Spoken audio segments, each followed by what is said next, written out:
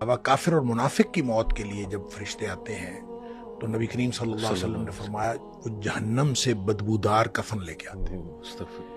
अब इस तरह ड्यूटियां लग जाती हैं, सब बैठ जाते हैं, तो वो जो मलकुल मौत है वो इसके कान में आके कहता है अय्यतुहन नफ्सुल खबीसा, ए नापाक रूह निकलो, उखरुजी बाहर निकलो, इला सखत मिनल्लाहि व गदब, अल्लाह की नाराजगी और अल्लाह के गजब की तरफ निकलो।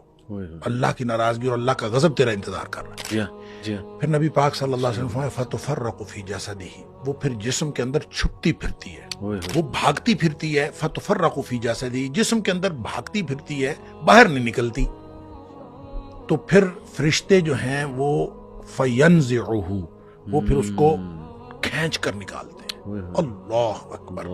और फिर इसकी जो नबी पाक सल्लल्लाहु अलैहि वसल्लम ने मिसाल बयान फरमाई, कमा युनज़र सफूदु मिन सूफिल मबलूल, जिस तरह से गीली ऊन हो और उसके अंदर गर्म सिलाई लोहे की रख दी जाए और फिर उसको खींचा जाए एक तरफ, जाहिर रुई वो ऊन जो चिमट जाएगी, तो उसको एक तरफ से खींचेंगे तो वो तो तार तार हो जाएगी।